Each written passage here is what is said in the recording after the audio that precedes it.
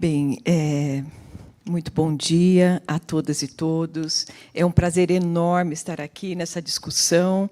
Quando o Raul nos colocou, né, que ele pretendia discutir aqui alguns aspectos, né, envolvendo a área de humanidades, nós ficamos muito felizes.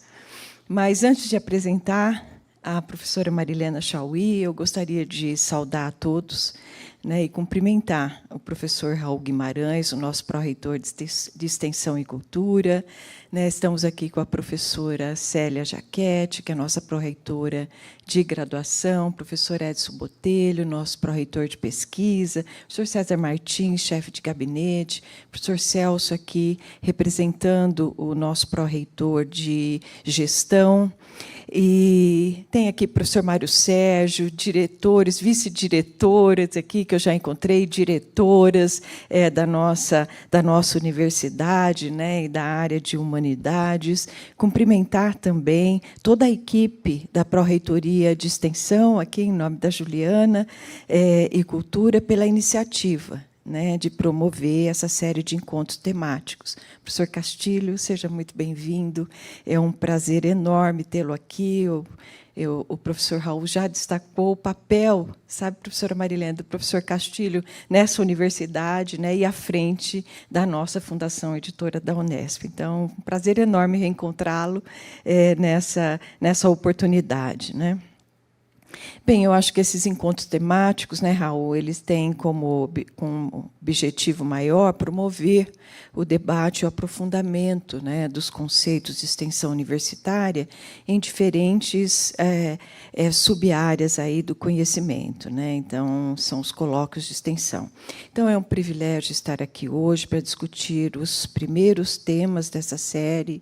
Então, as humanidades e gestão universitária, universidade e sociedade, as humanidades e a formulação de políticas públicas, todas aí muito aderentes, né, ao que nós vivemos hoje e prementes, né, numa sociedade tão sofrida e com tantos problemas aí remanescentes, né, dessa história recente.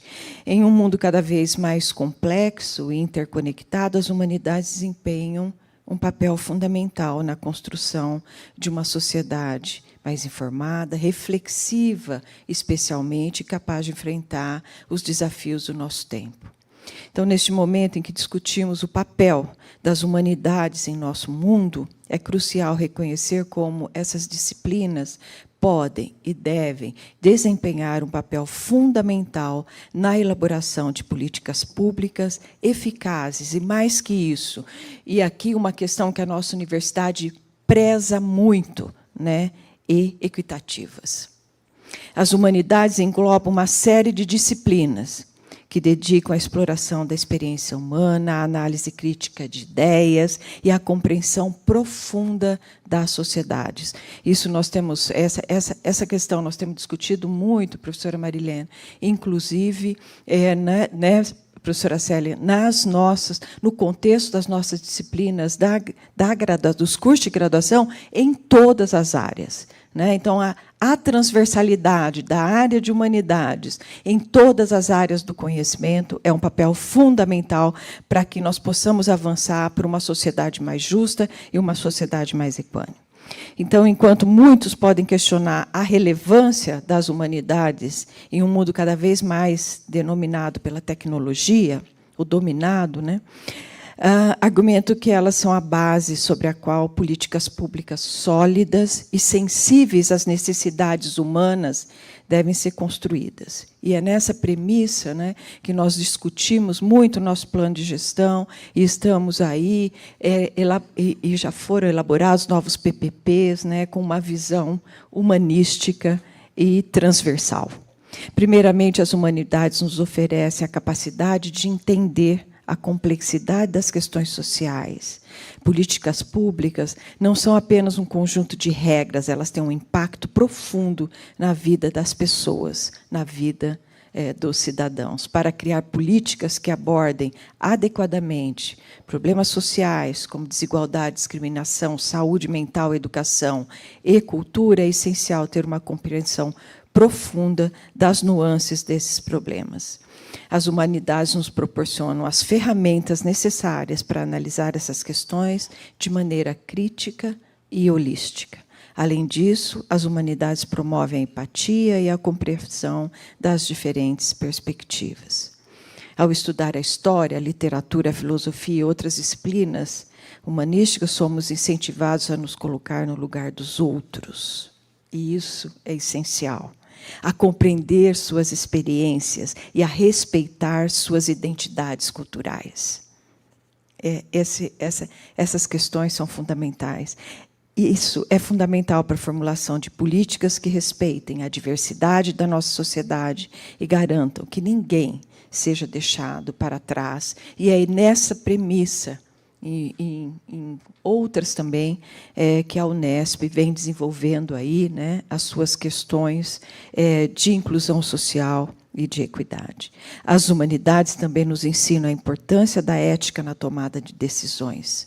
Políticas públicas devem ser guiadas por princípios éticos sólidos que considerem o bem-estar de todos os cidadãos e o impacto a longo prazo de nossas ações, e, mais que isso, a estabilidade das instituições.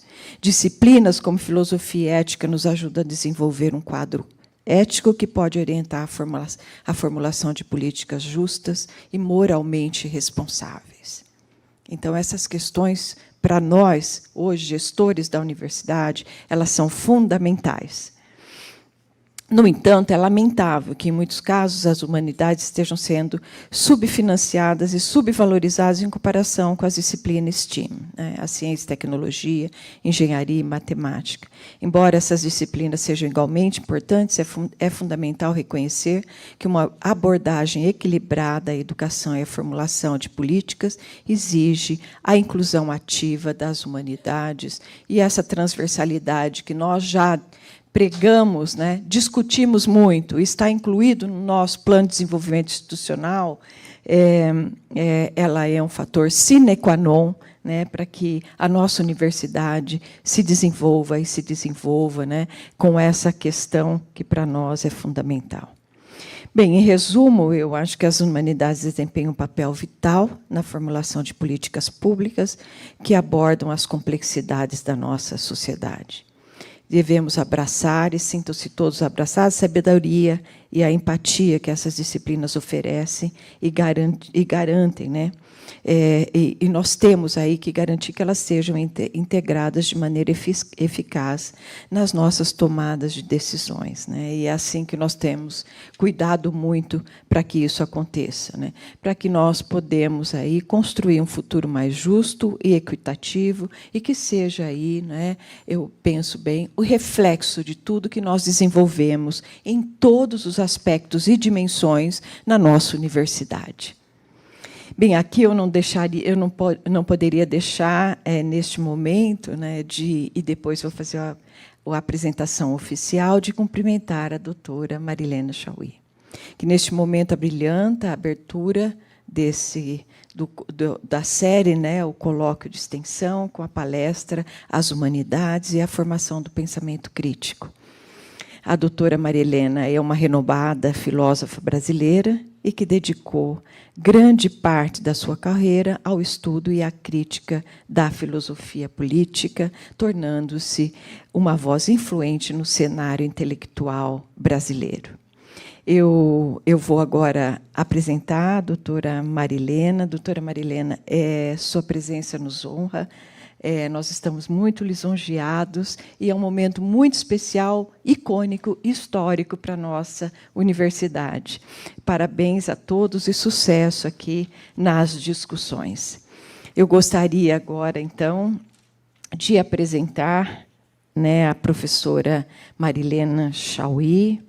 A professora Marilena Chauí é mestre, doutora, livre-docente, professora titular do Departamento de Filosofia da Universidade de São Paulo, tendo recebido o título de professora emérita da Faculdade de Filosofia, Letras e Ciências Humanas da USP em 2010. É especialista em História da Filosofia Moderna e Contemporânea e em Filosofia Política, dedicando-se às obras dos filósofos Spinoza e Merleau-Ponty, é assim?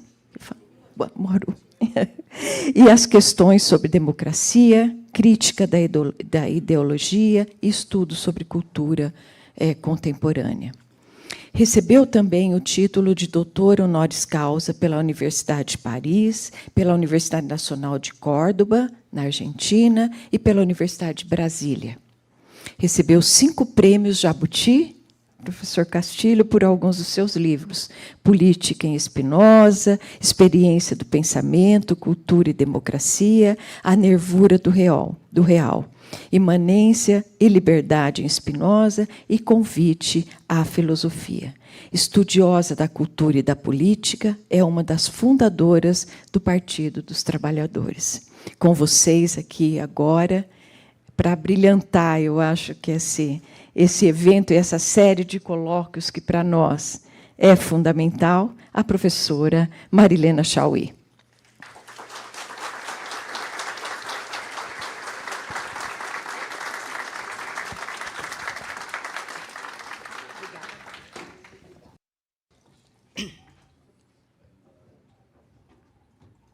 Eu sou um desastre com cadeira de rodinha. Vocês vão me ver fazer assim, assim, assim.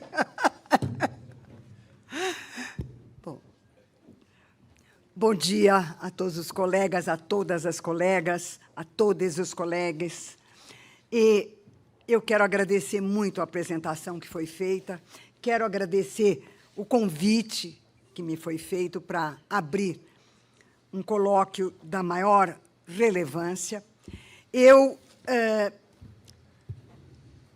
me preparei para fazer menos uma proposta a respeito da nossa atividade, e, em especial, com relação à atividade de extensão, e mais fazer um balanço crítico do que aconteceu conosco nos últimos 6 anos. E, a partir daí, o que nós podemos pensar juntos em fazer. Mas, para além do que aconteceu nos últimos 6 anos, pensar um pouco também algumas das mudanças ocorridas no campo do conhecimento, o lugar que as ciências e a tecnologia assumiram e por que houve uma minimização do papel das humanidades, que é o que nos interessa aqui hoje. Bom,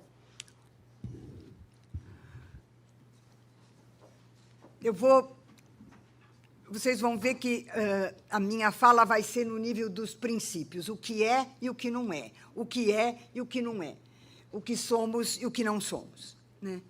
Para depois dizer, bom, e o que queremos ser, né?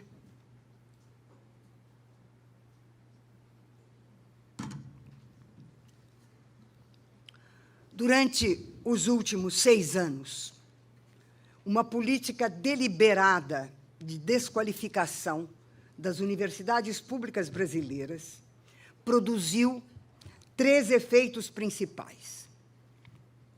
Perante a sociedade, as universidades públicas passaram a ser apresentadas como envelhecidas, burocráticas, ineficientes, improdutivas, corporativas e incapazes de realizar a função social de assegurar o ensino superior gratuito à maioria dos jovens. Perante os governos, as universidades públicas foram caracterizadas como um sorvedouro de verbas mal administradas, destinadas a privilegiados com prejuízo dos direitos à educação de milhões de crianças e jovens da classe trabalhadora. E, perante si mesmas, as universidades públicas dividiram-se em 2 grandes grupos. Um deles, promotor da desqualificação, procurou qualificar-se, apresentando-se como produtivo, eficaz, moderno, porque competitivo e competente. Uma ilha de um suposto alto nível em meio a um mar de baixo nível de outro. A outra posição, com forte presença sindical, procurou manter a dignidade universitária, reivindicando mais verbas, melhoria salarial e de condições de trabalho. pouco a pouco, esse conjunto de imagens, perante a sociedade, perante os governos e perante si mesmas, se cristalizaram e deixaram as universidades públicas cada vez mais fragilizadas. Os governos passaram a praticar cortes de verba e de pessoal, ao mesmo tempo em que se empenharam na massificação do ensino e transferiram recursos para as agências de fomento à pesquisa, destinadas a cultivar as chamadas ilhas de excelência. Internamente, instalou-se o desalento dos professores, a incerteza sobre os seus rumos e mesmo sobre as suas funções sociais próprias. Externamente, consolidou-se uma opinião pública que vê as universidades como expressão da desigualdade social, sua gratuidade significando privilégio num país onde não é respeitado o direito de todos os cidadãos à educação. A fragilidade das universidades públicas se evidencia quando observamos que passou a lhes escapar a iniciativa para determinar com autonomia a pesquisa, o acesso, o ensino e a extensão. As decisões sobre as linhas de pesquisa, temas de investigação, conteúdos e formas das pesquisas, prazos para a conclusão de investigações, avaliação de métodos e de resultados, intercâmbios internacionais, passaram a ser tomadas e definidas pelas agências de fomento e não pelas próprias universidades. As decisões sobre o acesso passaram a ser tomadas por empresas realizadoras dos exames vestibulares e pelas empresas de cursos pré-vestibulares, cujos lobbies têm o poder para definir os conteúdos dos programas e a forma dos exames, bem como os critérios de avaliação dos estudantes. No caso do ensino, as universidades públicas enfrentaram a massificação decorrente do aumento de vagas sem aumento do corpo docente e da qualidade precária do ensino médio, tanto nas escolas públicas quanto nas particulares.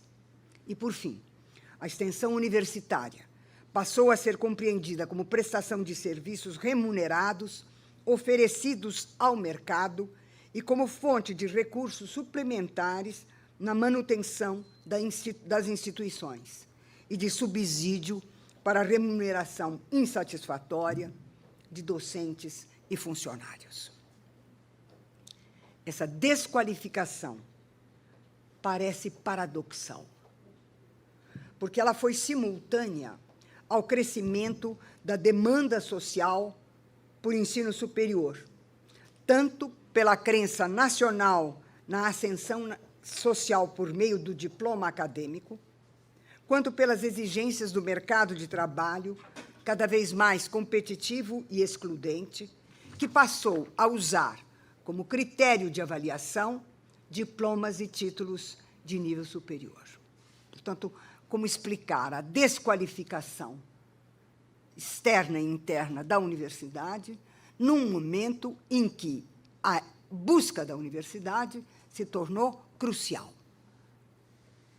No entanto, o paradoxo se desfaz se lembrarmos que a desqualificação das universidades públicas faz parte da lógica neoliberal, isto é, do abandono tanto da ideia republicana da educação como um bem público, quanto do reconhecimento democrático de um direito social. Abandono que teve como contrapartida a privatização desenfreada do ensino superior. De fato, o sucateamento da instituição pública foi o corolário da privatização, que se deu sob duas formas principais. Por meio de fundações privadas atuando no interior das universidades públicas, usando, portanto, os recursos públicos para a apropriação privada, e por meio de instituições privadas do ensino superior. Regida por contratos de gestão, avaliada por índices de produtividade, calculada para ser flexível, a universidade deixa de ser uma instituição social, para se tornar uma organização cujo modelo é empresarial, tornando-se o que eu denomino a universidade operacional. Estruturada por estratégias e programas de eficácia organizacional e, portanto, pela particularidade e instabilidade dos meios e dos objetivos.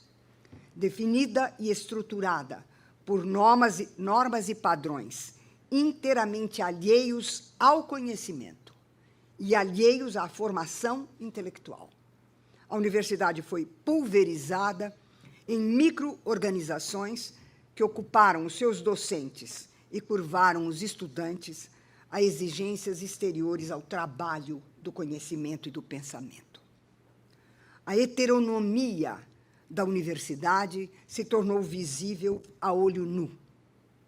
O aumento insano das horas-aula, a diminuição do tempo para mestrados e doutorados, a avaliação pela quantidade de publicações e congressos, a multiplicação de comissões e relatórios e a irrelevância da extensão universitária. Os efeitos dessa situação configuraram e configuram uma verdadeira crise de identidade das universidades públicas, que vários documentos de associações de docentes e discentes exprimem, mas não chegam a tematizar, de tal maneira que o impasse parece se estabelecer entre a palavra de ordem universitária por mais verbas e melhores salários e a palavra de ordem social e governamental, alimentada pelos meios de comunicação, de questionamento da gratuidade do ensino superior público. Tudo parece reduzir-se a um problema de verbas, cuja discussão deixa na sombra outros problemas apontados por professores e estudantes, e sua luta por 3 pilares da universidade pública: autonomia, formação e compromisso social. A partir disso, eu vou estabelecer um princípio geral, e, em nome desse princípio geral, eu vou dizer como é que eu penso o que a universidade é e o que ela não é, o que a formação é e o que ela não é, o que a extensão é e o que ela não é. Então, princípio geral. O ensino universitário não é um serviço posto no mercado. Ele é um direito do cidadão e um bem público. Esse é o princípio. Bom, o que uma universidade é? Uma universidade é uma instituição social. Isto é, ela é uma ação social e uma prática social fundada no reconhecimento público da sua legitimidade e das suas atribuições, num princípio de diferenciação que lhe confere autonomia perante outras instituições sociais, e estruturada por ordenamentos, regras, normas e valores de reconhecimento e legitimidade internos a ela. A legitimidade da universidade funda-se na ideia de autonomia racional, isto é, do saber em face da religião, do mercado e do Estado. Portanto, a ideia de um conhecimento guiado pela sua lógica própria, por necessidades imanentes a ele, tanto do ponto de vista da sua invenção e descoberta, como da sua transmissão. Por isso mesmo, a universidade é inseparável das ideias de formação, reflexão, criação e crítica, levando à definição da universidade como articulação intrínseca entre docência e pesquisa. Portanto, o que uma universidade não é? Uma universidade não é uma organização, pois esta se define por uma lógica diversa da universitária e por uma prática fundada na ideia de instrumentalidade. Uma organização está referida a um conjunto de meios particulares para a obtenção de um objetivo particular. Não está, como a universidade, referida a ações articuladas às ideias de reconhecimento externo e interno, de legitimidade interna e externa. Uma organização é definida por operações estabelecidas como estratégias, balizadas pelas ideias de eficácia e sucesso no emprego de determinados meios para alcançar um objetivo particular que define essa organização. A organização é regida pelas ideias de gestão, planejamento, previsão, controle e êxito. Em resumo, uma instituição social, que é o caso da universidade, aspira à universalidade. Uma organização é sempre uma organização empresarial, que sabe que a sua eficácia, o seu sucesso, dependem da sua particularidade. Nós, como instituição, buscamos o universal. Mas, se formos uma organização, nós teremos a marca da concepção empresarial e nós buscaremos a nossa particularidade. Isso significa que a instituição tem a sociedade como seu princípio e sua referência normativa e valorativa, enquanto a organização empresarial tem apenas a si mesma como referência num processo de competição com outras que fixaram os mesmos objetivos particulares.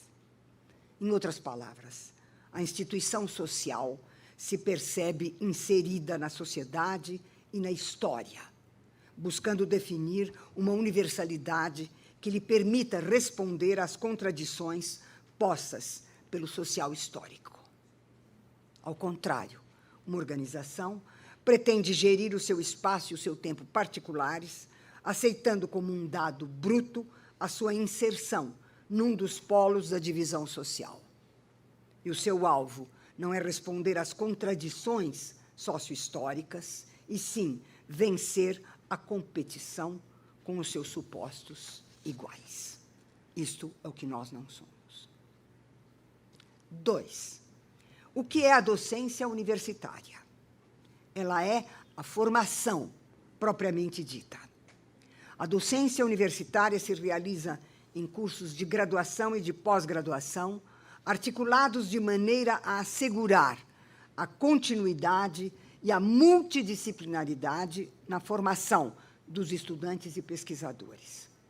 Essa docência define o docente universitário como aquele que conhece os clássicos da sua área de saber, assim como as questões que unificam e dividem a sua área de saber no correr da história das ideias. O docente, na formação, é aquele que está familiarizado com os problemas atuais e as investigações contemporâneas que caracterizam o seu campo de conhecimento. É aquele que tem uma visão pluridisciplinar e transversal da sua atividade, conhecendo temas, problemas, autores de outras áreas do saber que possuem afinidade com a sua. É aquele que, por suas pesquisas, é um especialista, mas que, em seu trabalho pedagógico e didático, está capacitado a ministrar cursos sobre as diferentes matérias que compõem o currículo da sua disciplina. Isto é, pedagogicamente, ele é polivalente. Isso significa que a docência universitária não pode ser realizada por professores chamados horistas, uma vez que a docência de graduação e pós-graduação exige atualização contínua dos conhecimentos, preparação de cursos e seminários, aulas, trabalho de campo, dependendo da área do saber, trabalho de laboratório, dependendo da área de saber, acompanhamento das atividades dos estudantes e correção criteriosa dos trabalhos dos alunos, presença na comunidade, presença social através dos cursos de extensão. Em outras palavras, o seu vínculo com a instituição não pode reduzir-se à sua presença na sala de aula durante a chamada hora-aula, e nem apenas nas atividades administrativas que possa ser chamado a realizar. Portanto, o que a docência universitária não é? Ela não é a docência entendida como transmissão rápida de conhecimentos consignados em manuais de fácil leitura para os estudantes, de preferência ricos em ilustrações e com duplicatas no Google. Para essa docência, o recrutamento de professores é feito sem levar em consideração se dominam ou não o campo de conhecimento de sua área e as relações entre essa área e as outras e a sua importância social. A docência é pensada como um adestramento, isto é, como fornecedora de habilitação rápida para graduados que precisam entrar rapidamente num mercado de trabalho, do qual, aliás, serão expulsos em poucos anos, pois se tornam, com a situação tecnológica atual, jovens obsoletos e descartáveis. O que é a pesquisa universitária? A universidade não tem nem deve ter o monopólio da pesquisa, mas deve definir e manter a especificidade da pesquisa universitária. A pesquisa universitária possui 3 características principais que permitem distingui-la de outros centros de pesquisa. Primeiro, ela é inseparável da docência, portanto, da formação. Ela é inseparável da extensão, portanto, compromisso social. E ela é inseparável da autonomia do saber em relação ao Estado, às instituições eclesiásticas e ao mercado. Portanto, o desenvolvimento do saber pela pesquisa básica em ciências e humanidades. Uma pesquisa é a investigação de algo que nos lança na interrogação, que pede reflexão, crítica, enfrentamento com o instituído, descoberta, invenção e criação. É o trabalho do pensamento e da linguagem para pensar e dizer o que ainda não foi pensado nem dito. É uma visão compreensiva de totalidades e sínteses abertas, que suscitam a interrogação e a busca. Pesquisas verdadeiras podem ser suscitadas pelas seguintes razões principais. 1. Porque a lógica de investigação de um campo de conhecimento suscita essa questão, de maneira imanente, propondo novos objetos para a interrogação. 2. Porque a lógica de investigação existente, num campo do saber, se depara com uma aporia, portanto, com uma questão ou um objeto para os quais os paradigmas existentes não possuem capacidade de compreensão, nem de explicitação e de interpretação, exigindo o surgimento de uma nova forma investigativa. 3. Porque por experiência cultural, porque a experiência cultural, tomando-se a cultura no sentido antropológico amplo de criação de símbolos, e, portanto, como experiência social, política, psicológica, artística, histórica, portanto, porque a experiência cultural, nesse sentido amplo, se apresenta imediatamente como um dado vivido, mas que, por ser imediato, é irrefletido, exigindo mediações que a conduzam à dimensão conceitual, interrogada em suas origens, causas, formas, conteúdos, finalidades e sentidos. O presente pede para ser compreendido e, com frequência, para ser transformado. Essas 3 razões, e outras que poderiam ser mencionadas, deixam patente que as pesquisas verdadeiras possuem lastro epistemológico e histórico. Portanto, elas são dotadas de continuidade, mesmo quando esta é rompida por razões imanentes ao próprio conhecimento ou pelas questões novas postas pela experiência do presente. É esse lastro, ou a permanência e renovação de projetos de investigação, que merece o nome de pesquisa institucionalizada. A pesquisa universitária é pesquisa institucionalizada neste sentido preciso. Para que a pesquisa responda e corresponda à sua institucionalidade, é preciso, que o pesquisador forme novos pesquisadores, ou seja, que assegure a continuidade, a ampliação e a transformação da investigação. Aquilo que as agências de fomento chamam, sem saber do que estão falando, programas e linhas de pesquisa. 2, que o pesquisador disponha dos meios adequados à realização das pesquisas, laboratórios, bibliotecas, instrumentos específicos e de informática, intercâmbio nacional e internacional com outros pesquisadores e outras instituições universitárias, garantia da publicidade dos seus trabalhos e assim por diante. Portanto, o que a pesquisa universitária não é? Ela não é resenha de pesquisas já realizadas por outros em outros lugares. Coleta de dados via internet. Survey, ou seja, uma estratégia de intervenção e controle de meios ou instrumentos para a consecução de um objetivo delimitado. Em outras palavras, a pesquisa universitária não é survey de problemas, dificuldades e obstáculos para a realização de um objetivo e um cálculo de meios para soluções parciais e locais para problemas e obstáculos locais. Eu vou dar um exemplo do que, para ficar claro, o que é que eu estou chamando de survey.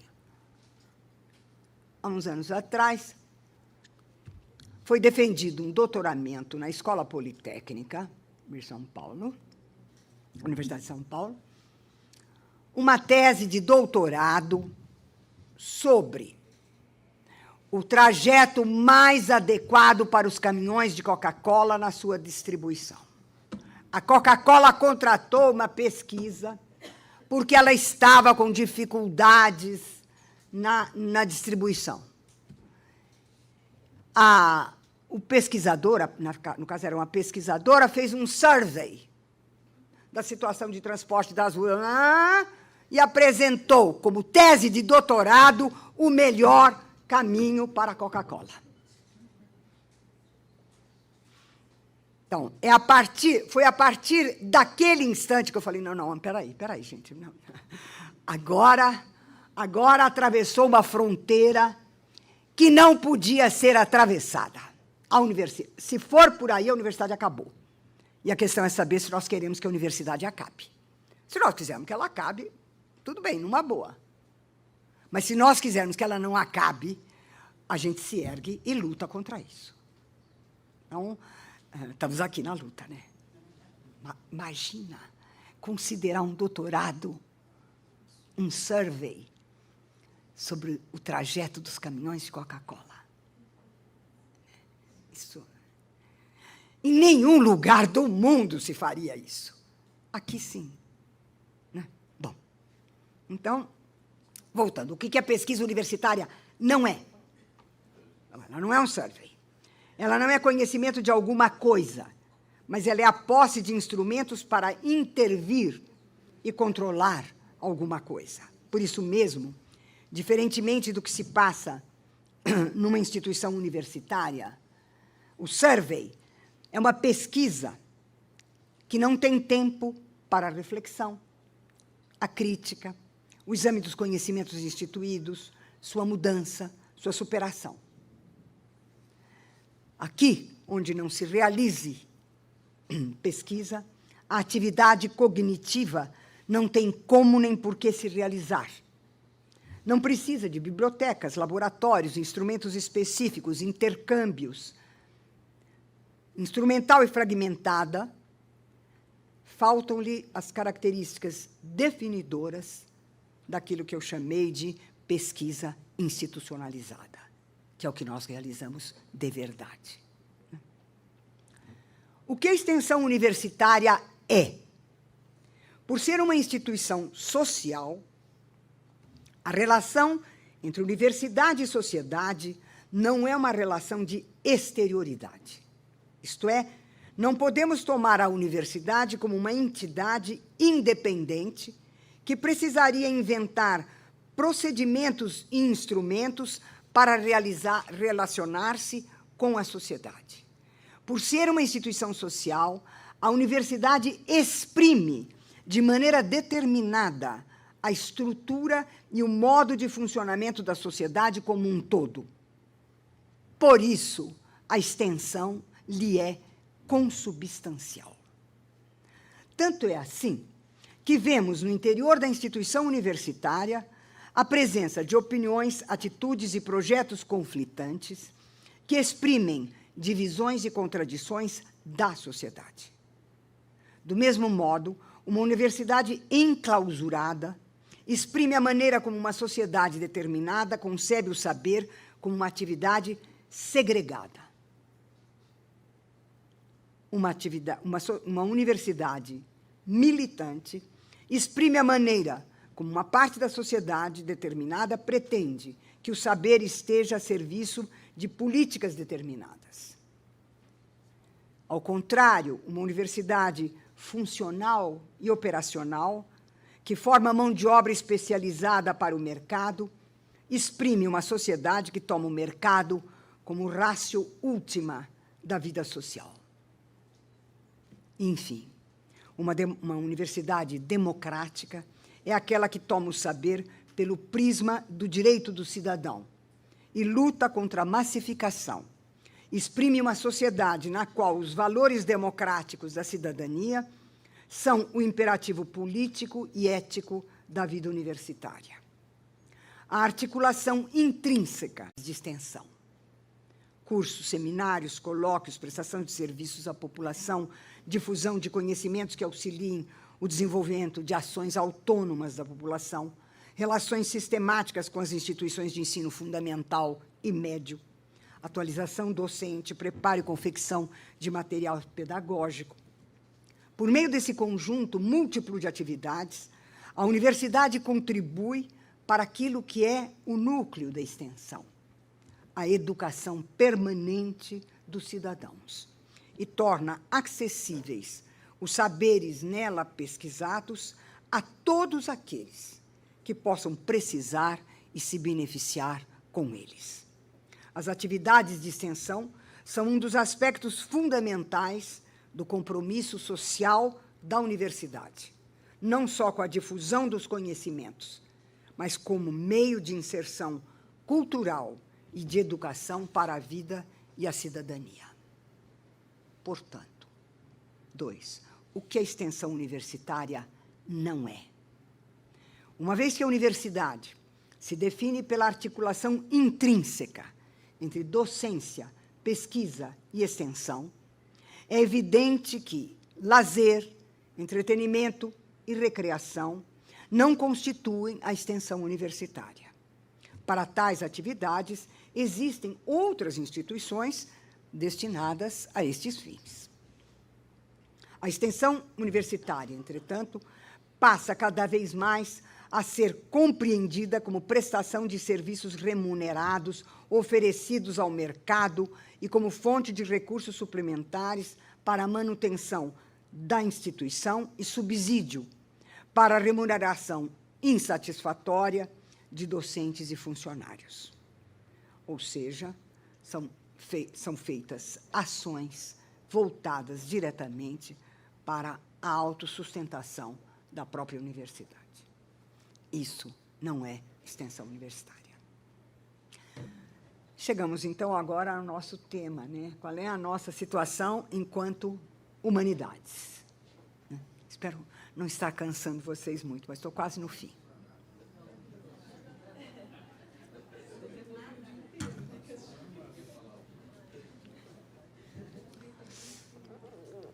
Com a revolução informática ou o automatismo, nós estamos diante de uma forma de inserção e do saber e da tecnologia no modo de produção capitalista. Nas revoluções técnicas e tecnológicas anteriores, a pesquisa científica teórica era autônoma e se tornava ciência aplicada quando empregada por meio de tecnologias vinculadas à produção econômica, ou quando os resultados teóricos eram retomados com fins econômicos em laboratórios mantidos pelas empresas de produção. Hoje, a ciência teórica e aplicada tornou-se uma força produtiva, deixando de ser um suporte do capital para se converter em agente direto da sua acumulação e reprodução. Não só as empresas financiam a criação de institutos de pesquisa, como também fazem parcerias com as universidades e centros de pesquisa. Essa mudança é a expressão, no plano do saber, de uma mudança no plano da economia, isto é, a passagem à chamada sociedade pós-industrial e ao lugar predominante do setor de serviços. Consequentemente, mudou o modo de inserção dos pesquisadores, que se tornaram agentes econômicos diretos. E a força e poder capitalista se encontram hoje no monopólio dos conhecimentos e da informação. O que caracteriza, eu estou citando Castells, o que caracteriza, isso aqui é o início da citação, o que caracteriza a atual revolução tecnológica não é a centralidade dos conhecimentos e informação, mas a sua aplicação para a geração de conhecimentos e de dispositivos de processamentos, comunicação da informação em um ciclo de realimentação cumulativo entre a inovação e o seu uso. As novas tecnologias de informação não são simplesmente ferramentas a serem aplicadas, mas processos a serem desenvolvidos. Há, por conseguinte, uma relação muito próxima entre os processos sociais de criação e manipulação de símbolos, isto é, a cultura de uma sociedade, e a capacidade de produzir e distribuir bens e serviços, isto é, as forças produtivas. Pela primeira vez na história, a mente humana é uma força direta de produção, não apenas um dos elementos decisivos do sistema produtivo. Está aí a inteligência artificial que não nos deixa mentir, né? Computadores, sistemas de comunicação, decodificação e programação genética de todos os significadores e extensões da mente humana. O que pensamos, como pensamos, é expresso em bens, serviços, produção material e intelectual, sejam alimentos, moradia, sistema de transporte, comunicação, mísseis, saúde, educação, imagens e o que se quiser. Com certeza, os contextos culturais, institucionais e a ação social intencional interagem de forma decisiva com o novo sistema tecnológico, mas este tem a sua lógica própria, caracterizada pela capacidade de transformar todas as informações em um sistema universal de informações, numa rede de recuperação e de distribuição potencialmente ubíqua. Isso, fim da citação do texto do Castells. Retomo eu. A transformação da ciência em força produtiva direta, ou a transformação da mente humana em força direta de produção, é a origem da ideologia do que se chamam a sociedade do conhecimento. Com essa expressão, pretende-se indicar que a economia contemporânea se funda sobre a ciência e a informação graças ao uso competitivo do conhecimento, da inovação tecnológica e da informação nos processos produtivos e financeiros, bem como de serviços como a educação, a saúde e o lazer. Chega-se mesmo a falar em capital intelectual, considerado por muitos como o principal princípio ativo das empresas. Vista do ponto de vista capitalista, A chamada sociedade do conhecimento significa que a produtividade e a competitividade na produção informacional baseiam-se não só na geração de conhecimentos e no processamento de dados, nem só na articulação entre pesquisa básica e pesquisa aplicada, mas também e, sobretudo, na articulação entre ciência, tecnologia e setor empresarial. Compreendemos, então, a relação entre a sociedade do conhecimento e o que acontece com a pesquisa e a inovação na universidade quando ela se torna operacional. Como sabemos, afirma-se hoje que o conhecimento não se define mais por disciplinas específicas, mas por problemas, e que sua aplicação nos setores empresariais. A pesquisa não é pensada como investigação de algo que nos lança na interrogação, que nos pede reflexão, crítica, enfrentamento com o instituído, descoberta, invenção, criação, nem como trabalho do pensamento e da linguagem para pensar e dizer o que ainda não foi pensado nem dito. Como já observamos, a pesquisa se transforma numa estratégia de intervenção e de controle de meios ou instrumentos para a consecução de um objetivo delimitado, ou seja, ela se transforma num survey de problemas e dificuldades para a realização de um objetivo particular e um cálculo de meios e soluções parciais para problemas e obstáculos parciais. Ela perde a dimensão da universalidade, né? Emprega intensamente as redes eletrônicas para se produzir e se transformar em tecnologia. Submete-se a controles de qualidade, segundo os quais devem mostrar sua pertinência social, mostrando a sua eficácia econômica imediata. Fala-se da inovação como explosão de conhecimento, uma explosão quantitativa e qualitativa, tanto no interior das disciplinas clássicas, como na criação de disciplinas novas e novas áreas de conhecimento. Segundo alguns autores, o conhecimento levou 1.750 anos para se duplicar pela primeira vez, no início da era cristã.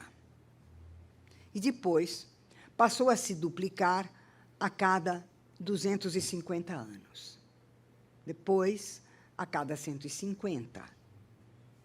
E estima-se que, a partir do ano 2000, ele duplicaria a cada 77 dias, afirmando-se que a cada 4 anos duplica-se a quantidade de informação disponível no mundo. Assim, essa chamada explosão do conhecimento estende-se a um aumento vertiginoso dos saberes, quando, na realidade, indica o modo da determinação econômica do conhecimento, pois, no jogo estratégico da competição no mercado, uma organização de pesquisa se mantém e se firma se for capaz de propor áreas, problemas, dificuldades e obstáculos sempre novos. E, por isso mesmo, o conhecimento contemporâneo aparece como um crescimento acelerado e, evidentemente, por uma tendência à rápida obsolescência. Inova-se muito. Essa inovação é instantânea e ela é simplesmente um preparar-se para desaparecer. É isso, esse crescimento vertiginoso, que não é crescimento nenhum, né? Em resumo, a assim chamada sociedade do conhecimento é regida por uma lógica que não é propícia nem favorável à verdadeira inovação social e política da sociedade, nem ao verdadeiro desenvolvimento das informações e dos conhecimentos necessários à vida social e cultural. A ideologia da sociedade do conhecimento, longe de indicar uma possibilidade de grande avanço e desenvolvimento autônomo das universidades, enquanto instituições sociais comprometidas com a vida de suas sociedades e articuladas a poderes e direitos democráticos, indica exatamente o contrário. Isto é, tanto a ausência de autonomia universitária, quando a universidade produz conhecimentos destinados ao aumento de informações para o capital financeiro, submetendo-se às suas necessidades e à sua lógica. Com a irrelevância da atividade universitária, quando suas pesquisas são autonomamente definidas ou quando procuram responder às demandas sociais e políticas das suas sociedades. O sinal da ausência da nossa autonomia é claro, por exemplo, na área das chamadas pesquisas básicas, nas quais os objetos e métodos de pesquisa são determinados pelos vínculos com os grandes centros de pesquisa dos países que possuem a hegemonia econômica e militar, pois tais vínculos são postos tanto como condição para o financiamento das pesquisas, quanto como instrumento de reconhecimento acadêmico internacional. O sinal da irrelevância, por outro lado, aparece claramente na deterioração e no desmantelamento das universidades públicas, consideradas cada vez mais unidades, no quadro da sociedade do conhecimento e da desmoralização pública da universidade e a perda da nossa autonomia. Onde ficam? Mas, em parte alguma. Nós nos tornamos, perante os poderes constituídos, portanto, perante o poder do capital, nós nos tornamos um resíduo arcaico perfeitamente dispensável. E eu espero que os vários painéis da tarde de hoje nos falarão da situação das ciências humanas e como nós estaremos sempre de pé. Eu vou mencionar apenas aqui aquele caso que eu conheço melhor, e com isso vou encerrando a minha fala. Eu vou falar da filosofia. Vocês sabem, a filosofia foi sempre um objeto interessante para os poderes. Ela foi claramente perseguida em 64. Depois, com o ato institucional número 5, ela foi simplesmente excluída e substituída por uma coisa chamada educação moral e cívica. Depois, com as lutas democráticas, nós conseguimos fazer a filosofia voltar ao ensino médio e ter a sua respeitabilidade universitária. E aí, uma canetada do Michel Temer, essa pústula, entre outras coisas, a filosofia desapareceu novamente. Agora tem uma luta para o retorno da filosofia. Eu passei o final da minha adolescência e a minha vida adulta lutando pelo retorno da filosofia em algum lugar. A filosofia é dispensada, depois ela volta. A filosofia é expulsa, depois ela volta. Então, ela é uma espécie de luta que a gente faz, sabendo que a gente vai sumir, reaparecer, sumir, reaparecer. Lembrando, eu nunca faço isso, mas hoje eu quero lembrar que o patrono da filosofia foi condenado a tomar cicuta. Então, esperar que a filosofia esteja indo sempre bem obrigada e que os poderes estabelecidos estejam sempre contentes com ela é bobagem. Né? É bobagem. E eu quero mesmo que a filosofia seja sempre um lugar de disrupção, como dizem por aí. Né? Mas a gente sabe que há uma imagem social da filosofia, né? Que aparece na frase: a filosofia é uma ciência com a qual e sem a qual o mundo permanece tal e qual. Essa afirmação, que é muito conhecida e muito divulgada, tem um sentido muito preciso. A filosofia não serve para coisa alguma. Essa imagem da filosofia se encontra presente entre os alunos do ensino médio, que foram marcados pelo modelo instrumental da educação e pela figura dos exames vestibulares como fim último da existência escolar. Para muitos deles, a filosofia é um conjunto de termos abstratos, genéricos, na maioria das vezes incompreensíveis, um palavrório que, no final das contas, se refere a coisa nenhuma. Curiosamente, porém, eles também costumam considerar a filosofia um conjunto de opiniões e valores pessoais que orientam a conduta e o julgamento e o pensamento de alguém, variando de indivíduo para indivíduo. Ou seja, como eles dizem, cada um tem a sua filosofia. Como quebrar essas imagens? Ou melhor, como fazer com que os alunos percebam, por um lado, que é um paradoxo dizer a filosofia não serve para coisa alguma e eu tenho a minha filosofia. Como é que junta isso? Porque se eu tenho a minha filosofia, a filosofia de servir para alguma coisa. Por outro lado, é a ideia de que uma filosofia é eu acho que, pode ser que, a opinião tal, a opinião X, a opinião Y.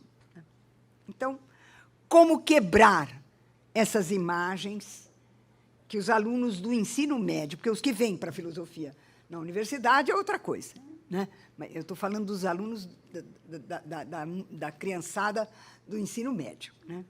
Então, ainda chama ensino médio, porque muda todo mês, né? Então, ensino médio. Eu nunca sei, porque eu falo e depois... Não é mais assim que chama, né? Esse é um país jesuítico, né? Acha que mudou o nome, a coisa mudou, né? A coisa triste. Bom, mas é nele que estamos, né? Então, como quebrar essas imagens? Ou melhor, como fazer com que os alunos percebam que essas imagens, na verdade, não são absurdas, mas que o seu sentido não é exatamente aquele com o qual se acostumaram? Talvez o ponto mais interessante é fazer uma abordagem filosófica dessas imagens, mas sem avisar aos alunos que estarão entrando no universo da filosofia. Nesse sentido, o primeiro momento de iniciação à filosofia seria perguntar: o que é útil? O que é útil? Para que e para quem algo é útil? O que é o inútil? Para que e para quem algo é inútil? Visto que o senso comum da nossa sociedade considera útil o que dá prestígio, poder, fama e riqueza, e julga útil pelos resultados visíveis das coisas e das ações, identificando utilidade com a famosa expressão vantagem em tudo, não poderíamos, entretanto, propor aos alunos definir o útil de uma outra maneira? E, nesse caso, qual seria, então, a utilidade da filosofia? Se abandonar a ingenuidade e os preconceitos do senso comum for útil, se não se deixar guiar pela submissão às ideias dominantes e aos poderes estabelecidos, for útil.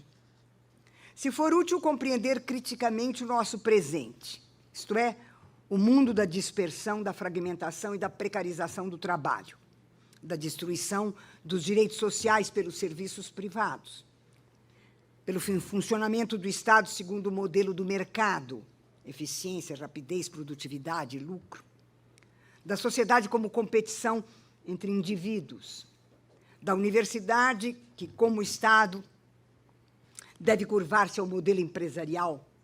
Se buscar compreender tudo isso, se buscar compreender a significação do mundo, da cultura, da história, for útil, se conhecer o sentido das criações humanas nas artes, nas ciências, na ética, na política, for útil, Se dar a cada um de nós e à nossa sociedade os meios para serem conscientes de si e das suas ações, numa prática que deseja a liberdade e a felicidade para todos, for útil, então podemos dizer aos alunos que a filosofia é um dos mais úteis de todos os saberes de que os seres humanos são capazes. Dessa maneira, seria possível mostrar a eles que a filosofia é uma forma determinada do saber, e não um conjunto fragmentado de opiniões, uma coleção de eu acho que. Também fazê-los compreender que esse saber é reflexivo e crítico, que ele é uma ruptura com o senso comum, ao mesmo tempo que a compreensão do sentido do senso comum. Seria um bom caminho levá-los a perceber que a filosofia possui uma história, que essa história é imanente a ela, mas que ela está também na história, que ela faz parte da história. Fazê-los, por exemplo, ver que um filósofo interroga as questões do seu tempo para compreender o sentido da experiência que é vivida por todos e por ele, e que, assim procedendo, ele nos leva a interrogar o nosso próprio presente. Em suma, seria um bom caminho, numa extensão universitária de filosofia, proceder como o patrono da filosofia, Sócrates, convidando-os a interrogar o que são e de onde nascem as suas crenças tácitas e as suas opiniões explícitas. Um convite a indagar sobre a origem e o sentido das nossas ideias, os nossos sentimentos e ações. Sem dúvida, me parece que seria um bom começo para uma iniciação à filosofia numa extensão universitária. Que caminho melhor para isso do que familiarizar os alunos com aquilo que é o cerne e o coração da filosofia, ou seja, o discurso filosófico, como experiência da razão e da linguagem.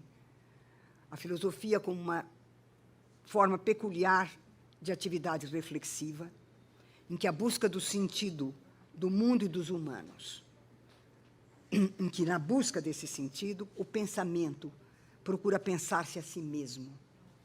A linguagem busca falar de si mesma, e os valores como o bem, o verdadeiro, o belo, o justo, a liberdade, buscam a origem e a finalidade da própria ação valorativa. E que essa experiência é concretizada através do discurso filosófico.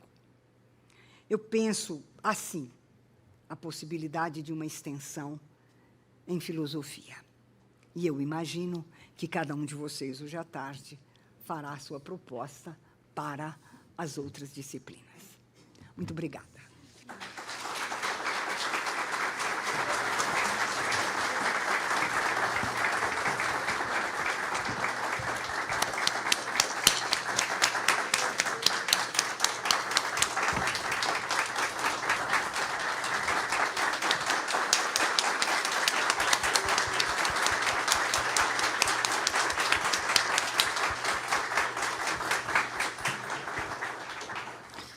Professora Marilena Chauí, um prazer ouvi-la, recebê-la aqui em nosso colóquio da universidade. Nós temos, na transmissão ao vivo, várias pessoas também aplaudindo neste momento, cumprimentando pelas palavras, pela reflexão sobre o papel da universidade na extensão. E nós temos um teto agora para algumas perguntas. Tudo bem, professora? Vou iniciar com a pergunta do João Lucas, que está nos assistindo pelo chat, a quem eu já aproveito em nome para agradecer a todos os participantes que nos acompanham ao vivo pelo canal oficial da universidade, agradecendo, então, o apoio da Assessoria de Comunicação e Imprensa, da TV Unesp, dos intérpretes de Libras, que estão aqui nos apoiando no evento, e, é claro, a editora Unesp, local onde nós estamos presencialmente aqui com todos os nossos convidados. A pergunta do João Lucas, professora, é como que a senhora vê a ausência da relação da universidade com a educação básica, que, no caso paulista, está em frangalhos. Eu vejo isso como uma política deliberada, ou seja, como uma determinação política no sentido governamental deliberada. Por quê? Porque a ideia do vínculo entre a universidade e os outros níveis do ensino, e, em particular, com o chamado ensino médio, eu detesto a expressão ensino médio, se vocês querem saber, com o chamado ensino médio, está vinculado à ideia de que a universidade está a serviço de outras coisas e só a passagem dos alunos do ensino médio à universidade os habilitará a estas outras coisas. O vínculo entre a universidade e o ensino médio, que foi fundamental anos a fio na história da educação brasileira e que foi um dos grandes temas quando a universidade foi criada, e, em particular, quando ela foi criada aqui em São Paulo, né, que era o vínculo na formação de professores do chamado ginásio e colégio. Né. Era essa a formação, e o vínculo era constitutivo em todas as disciplinas. O que acontece? Como que você espera agora que o aluno esteja preparado para entrar num processo competitivo que vai desembocar na competição pelo diploma, e essa competição pelo diploma vai desembocar num trabalho que logo, logo se tornará obsoleto? O vínculo não é mais um vínculo educacional. É por isso que se desfez a relação com a universidade, porque o vínculo é dos estudantes com as empresas de emprego. O vínculo deles é com as empresas que vão garantir que, depois de formados, eles terão um emprego. Então, esse universo, que era o nosso universo educacional, se desmanchou. E é por isso que nós temos que reconstituí-lo. E é isso um dos papéis que eu atribuo justamente à extensão, né? De reconstituir o vínculo entre o ensino universitário e o ensino do segundo grau, né, que se perdeu, porque, digamos, os interesses empresariais, no caso do segundo grau, e os interesses empresariais, no caso da universidade, são diferentes. E, por isso, não há motivo para que eles se relacionem. Ou seja, o capital fez isso. Perguntas da plateia. Temos tempo para 2, 3 perguntas. Só erguerem a mão que temos microfone. Professor Paulo Mouro, professor Marcelo Carboni aqui na frente.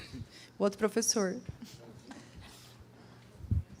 Bom dia. Vamos fazer as 3 perguntas em bloco, por gentileza, e, na sequência, a professora Marilena responde. Bom dia, professora. Bom dia. Eu acabei lendo um livro daquele Yuval Harari, e quando ele fala do século XXI, ele diz que talvez a profissão de filósofo seja uma das mais procuradas pelas grandes empresas, justamente para encarar algumas questões ligadas ao desenvolvimento de sistemas de inteligência artificial que vão ter que lidar com dilemas morais. Enfim, e aí, quando a senhora comentou sobre a utilidade da filosofia, eu gostaria que a senhora comentasse essa possibilidade, não apenas a opinião dele, mas essa possibilidade dessa aplicação dos estudos filosóficos. Eu não tenho dúvida, porque um dos elementos que, já lá no século XIX, um barbudinho explicou, o poder que o capital tem de absorver tudo, né? Ele não deixa nada fora dele. Então, eu não vejo por que a filosofia escaparia, né? Não vejo. E já há em vários lugares nos Estados Unidos, e agora está começando isso na Europa também, da presença da filosofia nas empresas sobretudo nas empresas de informática, e a discussão sobre a inteligência artificial, né? Então, o que vai surgir eu diria, eu penso que o que ressurgirá é um fenômeno que, periodicamente, todas as disciplinas enfrentam, mas que, periodicamente, a filosofia enfrenta. Ela enfrentou isso durante o fascismo, ela enfrentou isso durante as ditaduras, ela vai enfrentar isso agora com a sociedade do conhecimento e a questão tecnológica, que é o fato de que uma parte dos que supostamente praticam filosofia são os mentores intelectuais desses poderes quando eles se exprimem politicamente. Então, você tem uma extrema-direita do pensamento, e na qual há pilares filosóficos importantes. A gente pode citar os nomes mundo afora, né? Então, não está excluído. O que há é que, do mesmo modo que a gente lutou, no caso da filosofia, a gente lutou contra esses pilares, e, periodicamente, a gente teve algumas vitórias, essa vai ser uma das formas novas da luta na filosofia, né?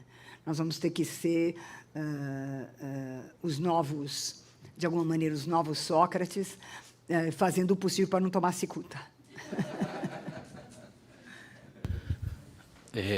Bom dia, professora. Parabenizá-la pela fala. Então, o que eu vou pedir aqui é, na verdade, para aprofundar alguns dos temas que já apareceram na vossa fala. Tem um texto do Derrida chamado A Universidade Sem Condição, sem os condicionamentos externos. Sobretudo, a ideia do Derrida ali é uma crítica de que a universidade não deve ser pautada pelo mercado. É um texto bem interessante sobre esse ponto, né? Mas, a partir disso, eu fico pensando, né? A crítica que se faz à universidade é que ela se fecha muito, né? A expressão Torre de Marfim aparece aí, vez ou outra, como crítica à própria universidade, né? Então, aprofundar as seguintes questões. Como pensar uma universidade referenciada socialmente? Como pensar uma universidade com um compromisso social? Dentro de um quadro muito complexo, que tão bem a senhora conduziu aí, desse universo tecnológico. Como conduzir isso sem uma tecnofobia, né, sobre isso, né? Como conduzir isso sem olhar, né, o comentário que a senhora faz as agências de fomento são interessantes, porque nós sabemos que a prática da ciência é uma prática que segue um certo modelo.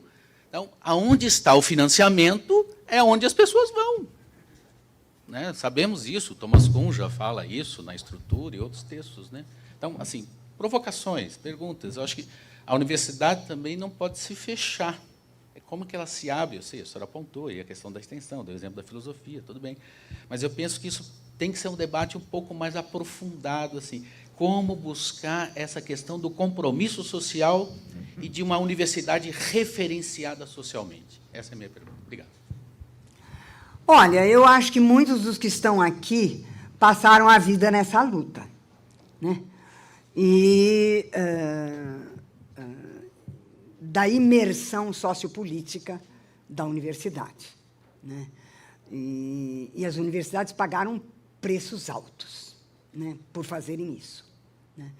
Em tempos diferentes, né? O que aconteceu com a Federal do Rio é num tempo completamente diferente do que aconteceu com a USP, diferente do que aconteceu com o Unesp, e assim por diante. Então, nós estamos, é interessante isso, nós estamos sob o olho do poder.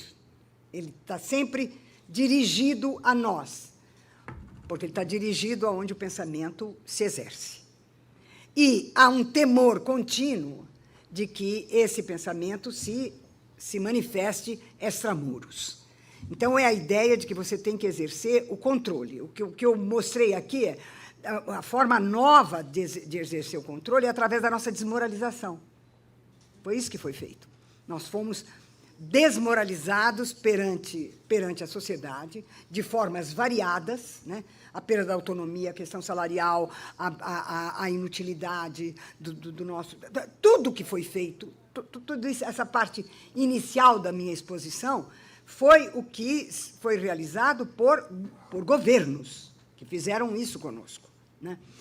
Então, ao mesmo tempo, então você fica separado da sociedade ou porque você é perigoso ou porque você é inútil.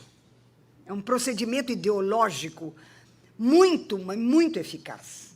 E a ideia, portanto, ou de que a universidade é um antro perigoso para onde os filhos não devem ir, ou a universidade é tão irrelevante que também é melhor os filhos não irem para lá, né?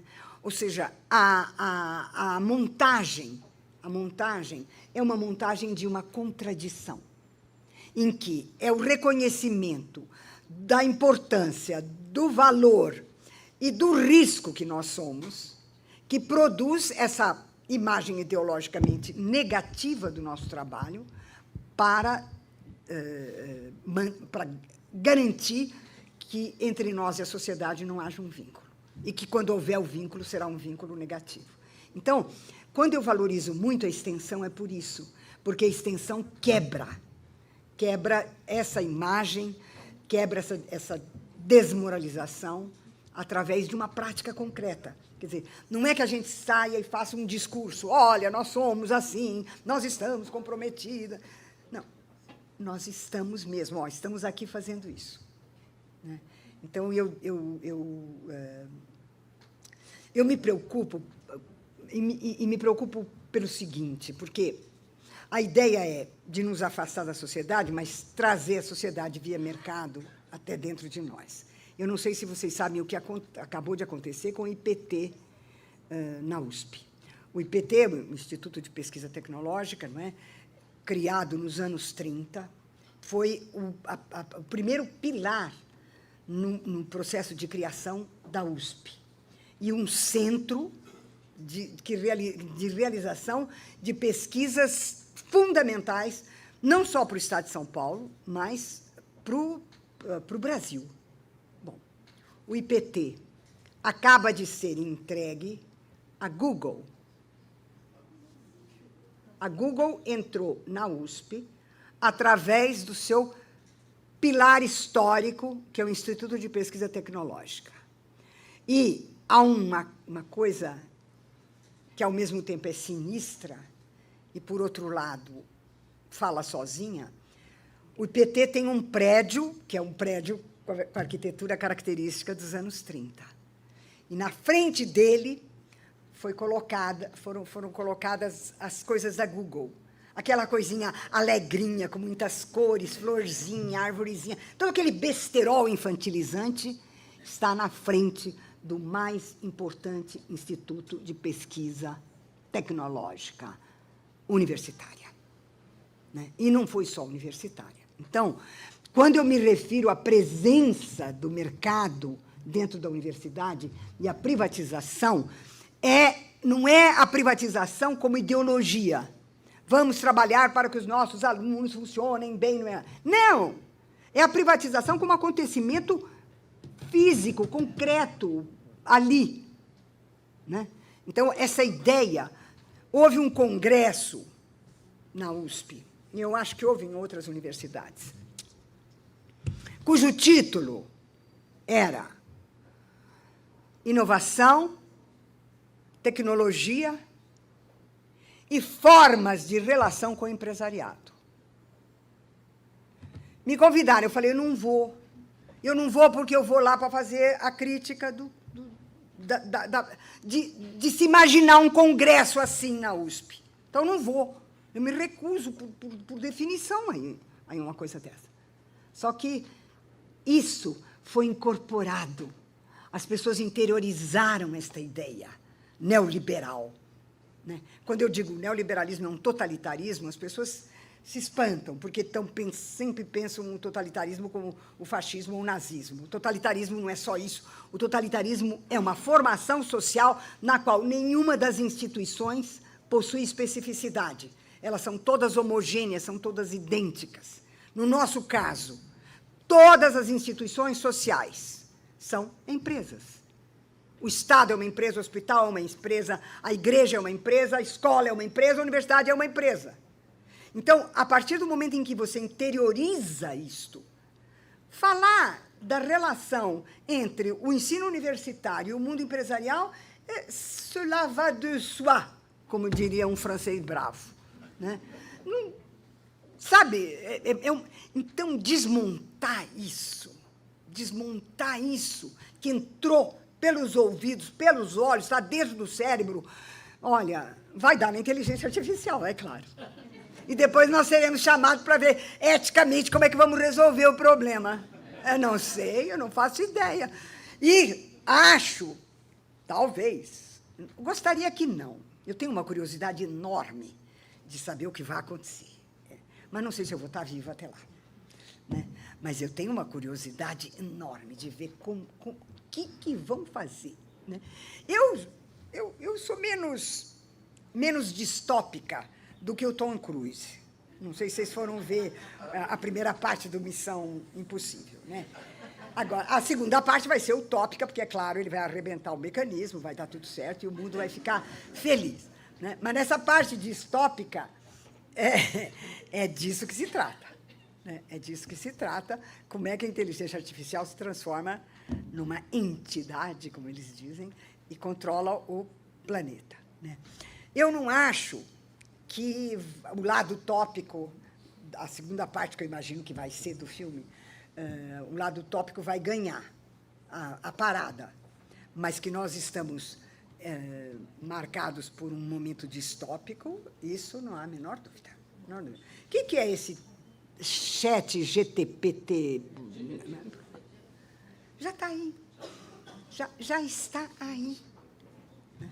Então, eu deixo para vocês, os jovens do futuro, a batalha.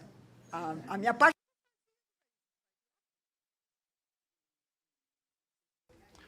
Bom dia, professora. Professor Irineu Twin Vioto, da Unesp, de Presidente Prudente. A minha reflexão, na verdade, não é uma questão, é uma reflexão coletiva. Primeiro, agradecendo a PROEC, né, por esse momento. Puxa vida, na pessoa do professor Raul e a equipe da PROEC, possibilitar esse encontro presencial depois de tanto distanciamento, né? Embora a tecnologia tenha ajudado, nos encontrarmos presencialmente é muito melhor, muito mais significativo. A minha reflexão se inicia, professora, com uma fala sua a respeito da universidade reconhecida como lugar de formação, criação, reflexão e crítica. E os nossos trabalhos na Unesp, né, sobretudo na Unesp de Presidente Prudente, junto a escolas de assentamentos rurais da região do Pontal do Paranapanema, se pautam por essa reflexão. Por sinal, a nossa universidade tem valorizado muito o trabalho de extensão, integrado ao trabalho de pesquisa, integrado ao trabalho de formação, porque esse é o nosso papel. E a nossa preocupação é justamente com a formação, a construção do pensamento crítico dos sujeitos com os quais trabalhamos, seja no ensino, seja na construção de conhecimentos críticos na pesquisa ou na extensão à comunidade. E para a realização dessas instâncias, né, dessas possibilidades, nós temos pensado uma metodologia de trabalho, né, que implique pesquisa, intervenção na comunidade e construção do conhecimento crítico e formação humana. E é óbvio que nós precisamos do conhecimento, da apropriação do conhecimento científico na construção do pensamento conceitual, na construção do pensamento crítico filosófico. Então, a gente vai a campo, nós trabalhamos com os sujeitos, mas nós ensinamos, nós fazemos educação, nós fazemos formação, nós estudamos com as crianças da comunidade, dos assentamentos, também com os professores das escolas, no sentido de possibilitarmos essa construção do pensamento crítico. E aí levamos conhecimento, levamos teoria, né? Adequamos, obviamente, a linguagem às crianças, aos adolescentes e aos professores, mas levamos conhecimento crítico, conhecimento da ciência, conhecimento da filosofia. Nosso trabalho se respalda numa perspectiva materialista histórica do processo de construção do conhecimento e do processo da construção da ação. Acreditamos que esse é um caminho. Eu gostaria de ouvi-la, professora, no sentido assim, nós temos na ciência, né, conhecimentos que visam, que perspectivam a transformação social. No entanto, também temos conhecimentos que possibilitam ou levam em conta a adaptação às questões da sociedade. Gostaria de ouvi-la um pouco a respeito disso, de qual o conhecimento fundamental a ser veiculado para a construção da formação, da criação, do ensino, da pesquisa e da extensão. Essa é a questão, professor. Eu ia até te interromper. A gente tem mais uma pergunta do professor Gilberto aqui, mas aproveitando o gancho do professor, o professor Clodoaldo, no chat que está nos ouvindo, ele pergunta sobre qual o nosso desafio nessa direção do pensamento crítico, da formação do pensamento crítico, quando a gente fala da educação em direitos humanos, pensando nos nossos cursos de licenciatura, né, os novos professores também nessa direção. Professor Gilberto, quer já fazer a sua interlocução? Aí a gente já encerra com a professora, por favor. Bom dia a todos. Professor, obrigado pela exposição. Agradeço também ao professor Raul pela iniciativa. Queria que a professora talvez pudesse fazer alguns comentários com relação às iniciativas de reformulação, particularmente da Base Nacional Curricular Comum, da Base Nacional Curricular Comum, ou seja, esses modelos pedagógicos curriculares que pouco e nada ajudaram a mudança do ponto de vista da qualidade da educação. Principalmente porque estão sustentadas numa relação de estímulo-resposta, ou seja, objetos do conhecimento, competências e habilidades, numa perspectiva de entender a escola como um mecanismo funcional de empregabilidade, né, e, efetivamente, traduzindo um reducionismo pedagógico muito forte. E por que as universidades brasileiras não se posicionam claramente em relação a esse processo tão reducionista? E um outro aspecto que eu gostaria que a professora pudesse discorrer é em que medida as pautas identitaristas, na verdade, se colocam como um projeto muito mais neoliberal do que efetivamente de reconhecimento da diversidade social brasileira. De 1h30, tudo bem? Não, porque são 3 perguntas imensas, então eu vou precisar de tempo. Vai ter? Então, Para vamos lá. com seu teto, professora, de horário. Tá. O meu teto já estourou. Já estourou. Então, vamos lá. Eu vou começar pela questão mais complicada, que é a de indagar como levar o pensamento crítico. Como é que você leva o pensamento crítico? Não, a gente não leva o pensamento crítico. Como é que você mostra ao teu interlocutor que tudo aquilo que ele está dizendo carrega elementos de compreensão e elementos críticos dos quais ele não estava completamente consciente.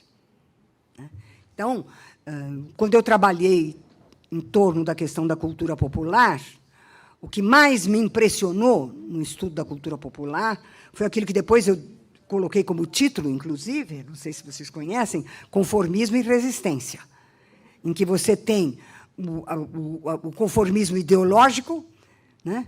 A repetição no nível da linguagem daquilo que a classe dominante estabelece, ou, sobretudo, que a classe média estabelece, e depois uma prática e um contradiscurso que são a negação disso. De tal modo que você tem, simultaneamente, a submissão à ideologia dominante e a corrosão dela num contradiscurso. Isso é o que mais me impressionou na cultura popular. E foi o que guiou o meu trabalho quando eu estava na Secretaria Municipal de Cultura. Foi a partir disso que a gente pensou as casas de cultura. As casas de cultura foram pensadas como esse trabalho no qual o elemento crítico vem à tona sem que os portadores desse discurso avaliem o tamanho da crítica que eles estão falando e a importância que ela tem. Então, eu diria que não se trata de levar o espírito crítico, se trata de fazer com que o interlocutor perceba que ele já está fazendo a crítica. Num detalhe aqui, num outro detalhe lá, numa palavra que foi usada, numa interrogação que foi feita. É um trabalho em cima do discurso que o outro tem, e não do discurso que eu levo para ele. Porque se eu for na direção de levar para ele, eu vou impor mais um. É mais um discurso imposto. Em vez disso, é fazer com que o interlocutor perceba que ele sabe, que eu não estou ensinando nada para ele, que ele sabe, só que ele não sabia que sabia. E a minha tarefa é fazer ele saber que ele sabia. Né? É só isso que eu vou lá fazer. Né? Então,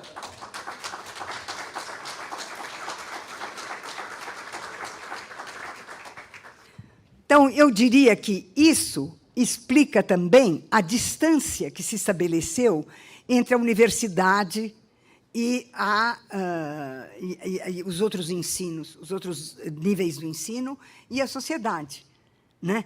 Porque você precisa de uma universidade enclausurada nela mesma que garanta para a sociedade que existe um lugar exclusivo do saber. E que esse lugar, que é exclusivo do saber e, portanto, que exclui os demais, que esse lugar é também um lugar que precisa ser subsidiado. E quem é que pode subsidiar? Mas não é a sociedade. São aqueles que dispõem dos recursos para isso. E, portanto, se torna automático que a nossa distância com relação à sociedade, a nossa distância com relação ao ensino médio é determinada pelo capital. Ora, o que se espalhou para todas as sociedades, não é na sociedade brasileira, para todas as sociedades do planeta? Eu não sei como é que é na China, então não vou falar da China. Né? Eu sei no resto. Né? Que é essa forma totalitária que consiste em fazer com que nenhuma instituição possua a sua identidade própria, as suas características próprias, o seu modo de relação com as outras. Elas são todas homogêneas, elas são todas empresas. O Estado é uma empresa, a igreja é uma empresa, a escola é uma empresa, a universidade é... E é via essa ideologia da empresa, né, dessa homogeneidade empresarial, que a relação se estabelece. E, portanto, qual é a relação que se estabelece? De competição e morte. Né? É a destruição do outro que é importante para a minha sobrevida. Então, nós estamos enfrentando um negócio muito sinistro. E, quando eu faço essa aposta na extensão, é porque, por um lado, eu acho que a extensão é essa maneira de fazer com que o outro saiba que ele sabe, né? Mas ela é também a maneira pela qual a universidade rompe com a ideia de que o seu destino é a produção para o mundo empresarial. Não é. Né? Então, é uma atitude crítica e uma atitude de compromisso e que vai me trazer, então, a questão dos direitos. A definição liberal da democracia é que a democracia é um regime político que define uma forma do Estado e que se realiza através de partidos políticos que competem periodicamente por meio de eleições para a ocupação do poder. Essa, inclusive, é uma versão já dignificada que eu fiz da concepção liberal. Né? A concepção liberal é muito mais pobre do que isso. Né? Então, basta a gente ir nas nossas câmaras, né? Câmara de Vereador, Câmara de Deputado, pelo amor de Deus, né? Pelo amor de Deus. Bom, fecho parênteses. Então, ora, a democracia não é isso. A democracia é uma formação social que define uma forma da política. Que formação social é esta? É uma formação na qual são criados direitos novos, são garantidos os direitos existentes e a criação e a garantia dos direitos deve se exprimir na forma do Estado. De tal modo que eu não tenho a ideia liberal da política, em que a política é aquilo que se passa na esfera do Estado. O que eu estou dizendo é a política se passa na esfera da sociedade. É lá que ela se realiza. Nas formas de organização que a sociedade tem, nas formas dos movimentos sociais, mesmo nas formas dos partidos políticos. Tudo isso são realizações democráticas da sociedade. E é isso que vai se exprimir na forma do Estado e dos governos. Então, o que acontece conosco? Conosco acontece que nós temos uma sociedade autoritária, violenta, vertical, hierárquica, de modelo escravista, de modelo tirado, que tem como núcleo e centro o espaço privado do chefe de família. E é nessa sociedade que nós temos que trabalhar para que haja democracia. Então, dá no que dá sempre. A intermitência democrática no Brasil não está ligada a uma fragilidade dos partidos políticos, a uma fragilidade do nosso Estado, a uma fragilidade das nossas instituições. Está ligada à estrutura violenta, hierárquica, autoritária, escravista da nossa sociedade. É a nossa sociedade que, periodicamente, produz isto. Portanto, a luta por direitos, a luta na criação de direitos e na garantia de direitos é a condição para mudar a estrutura da nossa sociedade. Então, é preciso que essa luta democrática que se espraia pela sociedade possa corroer aquilo que nos define, que é a cisão de cima a embaixo entre o privilégio absoluto dos dominantes e a carência absoluta dos dominados. É essa cisão de classe entre o privilégio e a carência que nos define. E é só a luta contra isso que nos permitirá pensar uma transformação social que acarretará a possibilidade efetiva de democracia. Por enquanto, nós temos uma coisa que é melhor do que qualquer bolsonarismo solto. Não há dúvida, eu não tenho a menor dúvida disso. Mas nós estamos longe da democracia. Faz tempo que nós estamos longe da democracia. Nós a conhecemos por um período muito pequeno. E depois ela se desfez. Então, com relação aos movimentos identitários, eu acho que eles são importantes enquanto movimentos. Enquanto movimentos, enquanto formulação de criação de direitos. E a questão é, você não pode transformar, porque isso que acontece no Brasil, você não pode transformar um movimento, por exemplo, um movimento X, na forma pela qual a sociedade tem que ser. Que a tendência é, você vai numa tendência totalitária também. Então, é preciso os movimentos, porque são eles que democratizam uma sociedade, ao mesmo tempo, cada movimento não pode ter o monopólio dos direitos. Espero ter respondido.